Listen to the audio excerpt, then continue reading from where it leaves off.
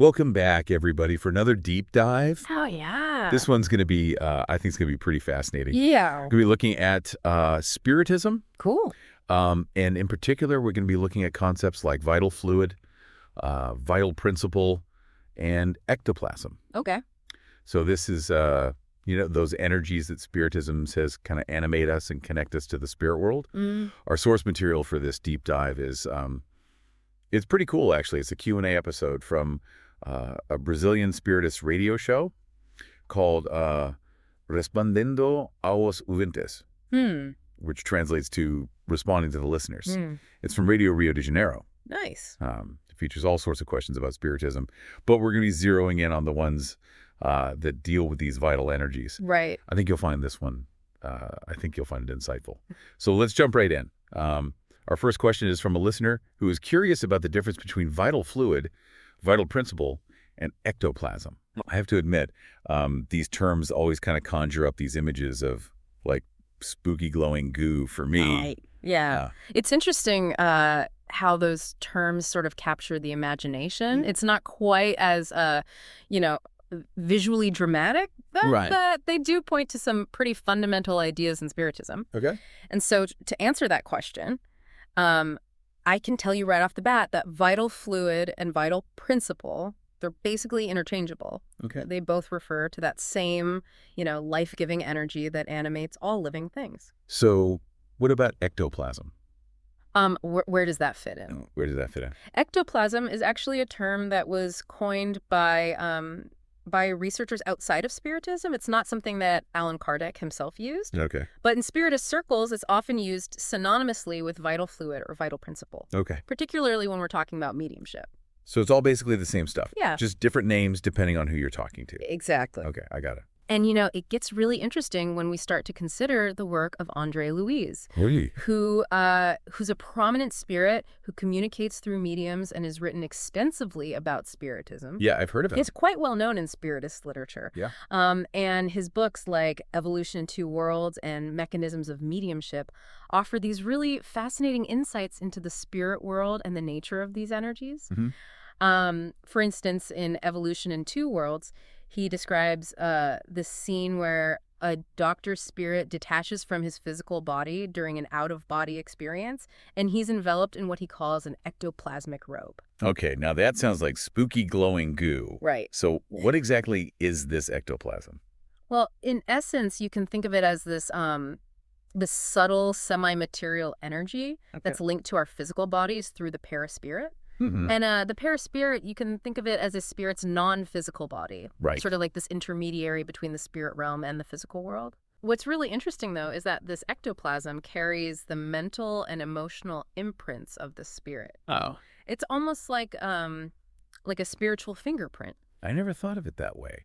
So it's more than just a life force. It's also a carrier of our individual essence. Precisely. And it plays a really crucial role in reincarnation. Every reincarnation, whether it's planned or brought about by necessity, it requires preparation. Okay. And during this preparatory phase, the spirit absorbs this vital principle or ectoplasm to establish a connection with the physical body it's going to inhabit. So it's like the vital principle is the energy that allows a spirit to actually anchor itself to a physical form. Yeah, I think that's a good way to put it. But why is that connection necessary? What does it enable?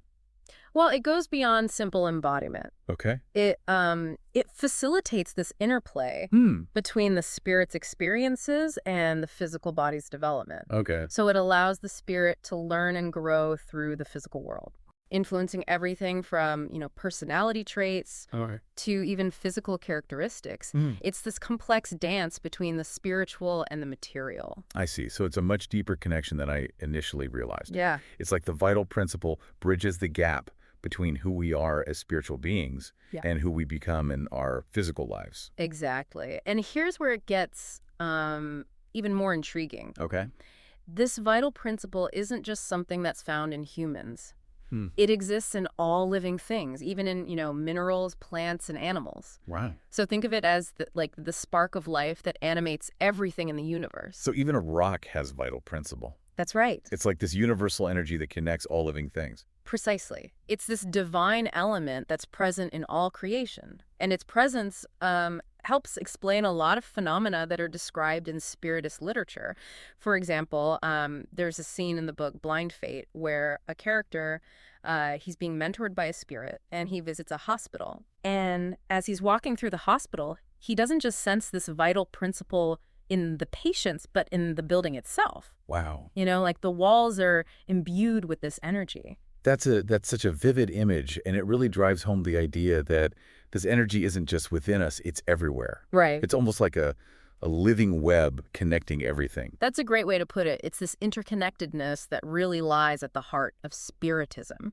Okay, this is all starting to make a lot more sense. Yeah. But how does this vital principle or ectoplasm play a role in things like mediumistic appearances? Okay. You know, those instances where spirits are said to manifest in the physical world. Yeah, well, that's where the idea of ectoplasm as this subtle, moldable energy comes in. Certain mediums can exteriorize this energy, creating this link between the paraspirit, their spirit body, and the physical world. So it's like the medium is creating a bridge. Yeah. Channeling this energy to allow spirits to communicate or even manifest. Yeah, exactly. And in some cases, it can even lead to materialization. Right. Where a spirit actually takes on a temporary physical form. Wow. I've always found that idea so intriguing, but also a bit hard to grasp. Yeah. Like, it almost sounds unbelievable. I know, it seems incredible, but I've actually witnessed materialization firsthand. Really? I once attended a session where a medium exteriorized ectoplasm through various orifices. Wow. Including their pores, nose, and even genitals. That's quite a visual. Right. So where does all that ectoplasm come from? Well, that's a really important question. Yeah. And to be honest, there's still a lot we don't fully understand. Okay. What we do know is that the medium's ectoplasm acts as this kind of building block. It combines with the energy of the environment to create a temporary physical mold for the spirit. So it's like the ectoplasm provides the raw material, and then something else directs it, shapes it. It's a fascinating process. But yeah, it does appear that the spirit's consciousness plays a role in directing the formation of the materialization. That's mind-blowing. Yeah. Are there any mediums known for materializations that that our listener might want to look into if they're interested in learning more? Absolutely.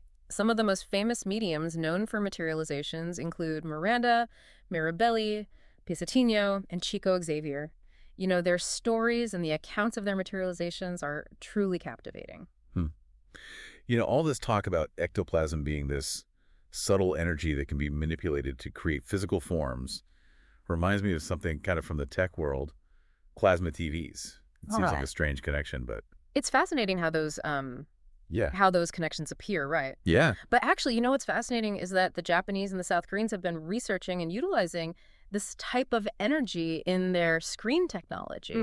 So it's a tangible example of how this subtle energy we've been discussing, this vital principle, it might have applications that extend far beyond what we typically associate with Spiritism. It's almost like science is catching up with Spiritism in a way, uncovering the potential of these energies that have been talked about for centuries. Exactly. There's so much more to explore and understand about the nature of these energies and their potential applications. It's a really exciting field of study. Yeah.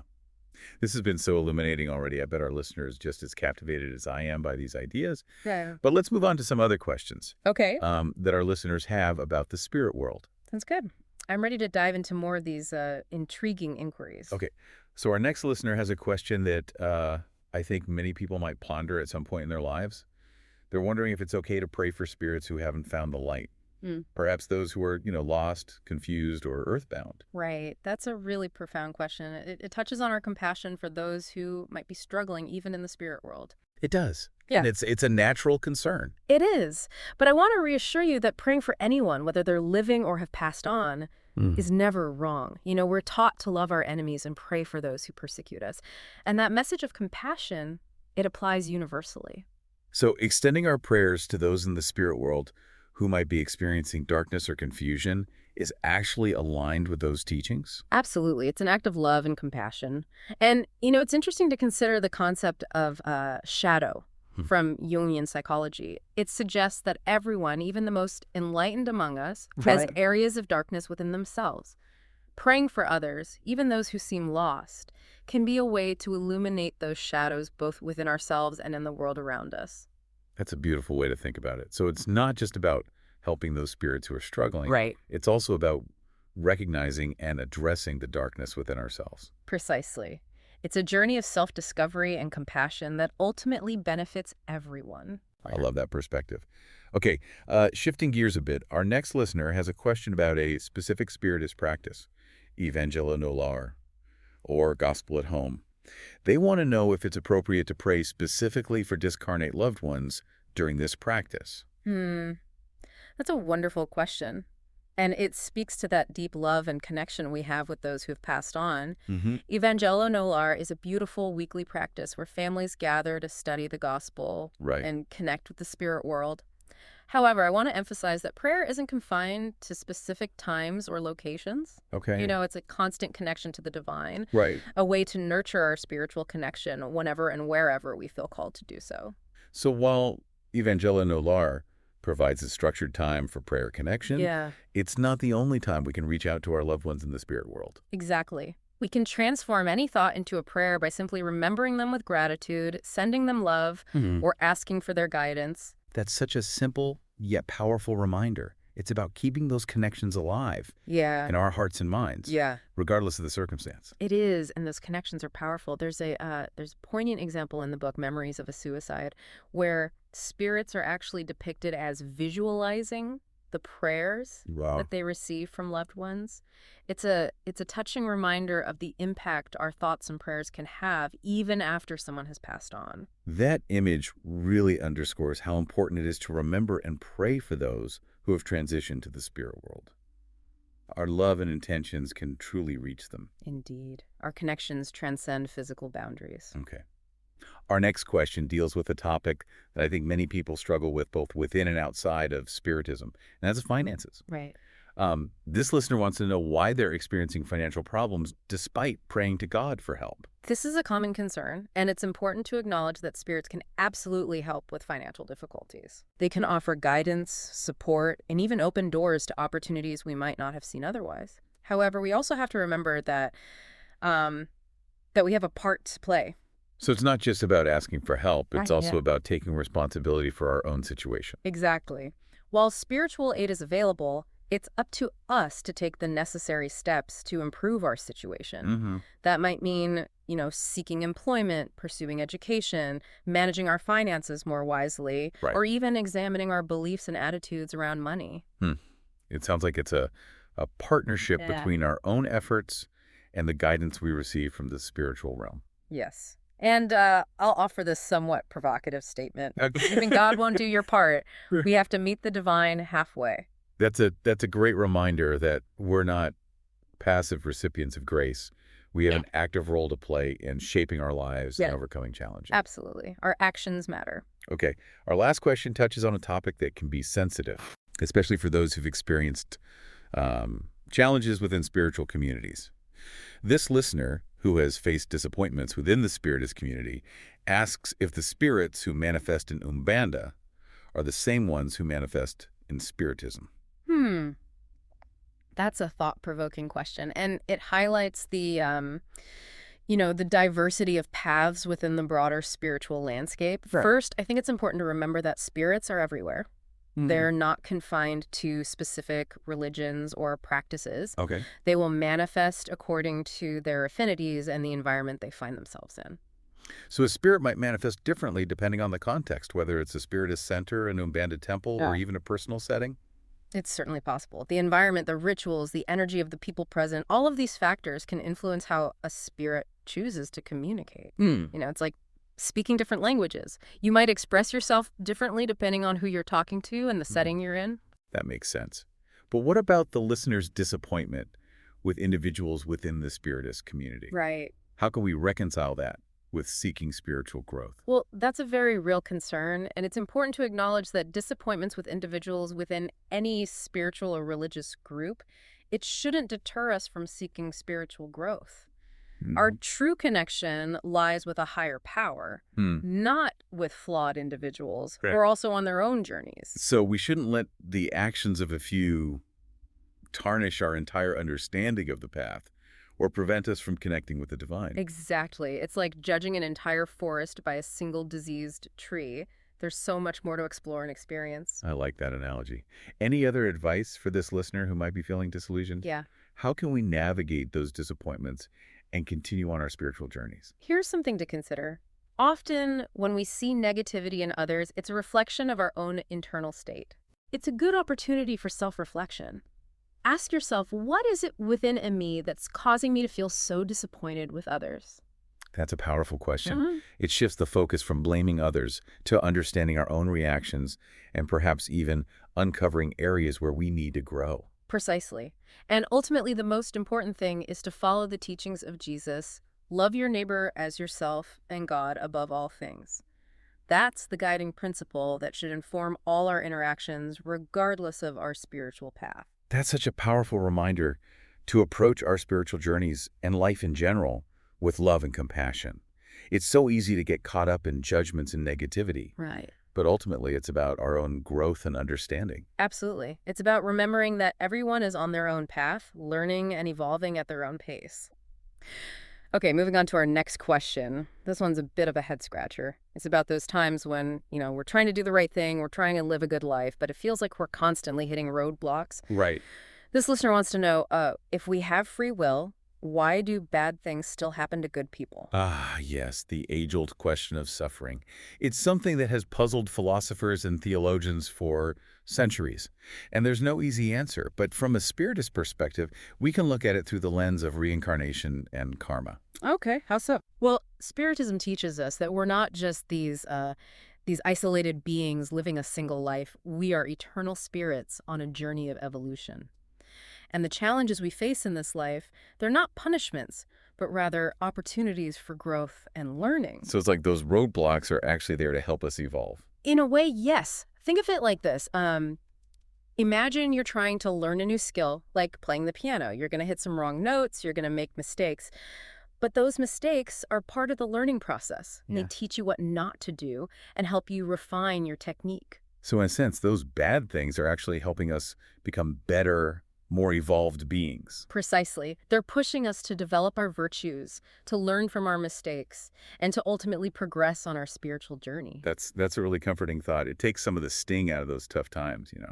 Yeah, it helps us to see those challenges not as random acts of cruelty, but as part of a larger plan for our spiritual growth. Okay, so if our challenges are tied to our past actions, what about our future? I mean, can we change our destiny? That's a great question, and the answer is yes, absolutely. Spiritism emphasizes that we have free will. We're not simply puppets of fate. So we're not just doomed to repeat the same mistakes over and over again. Not at all. With each choice we make, with each action we take, we're shaping our future. We have the power to create positive karma, to learn from our past and choose a different path. So it's like we're constantly writing our own story. Precisely. And And- even though we might face challenges and setbacks along the way, we always have the power to change the direction of our narrative. That's incredibly empowering. It gives us hope that we can actually create a better future for ourselves. Exactly. It's about taking responsibility for our choices and recognizing that we have the power to change. Okay, this is heavy stuff. We're talking about free will, karma, destiny, all these big concepts. But how does all of this tie back to the idea of vital fluid and ectoplasm? Those energies we were discussing earlier. Well, remember that vital fluid or vital principle is that animating life force that connects us to the physical world. Right. It's through this energy that our spirit can interact with matter, experience the world, and learn and grow. Okay. So when we talk about karma, about the consequences of our actions, it's not just some abstract moral principle. It's actually playing out on an energetic level through this vital fluid. So it's like our actions create ripples in this vital energy field. Yeah, that's a good way to visualize it. Our thoughts, our emotions, our actions, they all have an impact on this energy and create a sort of energetic blueprint that influences our future experiences. Wow, I never thought of it that way. It's like this energy is a living record of our choices. In a sense, yes. It carries the imprint of our experiences and influences the opportunities and challenges we encounter. It's a fascinating and complex interplay between spirit and matter. This has been an absolutely incredible deep dive. We've explored the concept of vital energy, how it connects us to the spirit world, its role in mediumship and reincarnation, and even how it ties into the idea of karma and free will. It's been a pleasure diving into these concepts with you. A huge thank you to all our listeners for joining us on this journey. I hope this deep dive has inspired you to explore the world of Spiritism further. There's so much to discover about the nature of life, death, and the connections between the physical and spiritual realms. Keep seeking, keep questioning, and keep diving deep. Until next time, may your vital energy flow freely and guide you on your path of growth and discovery.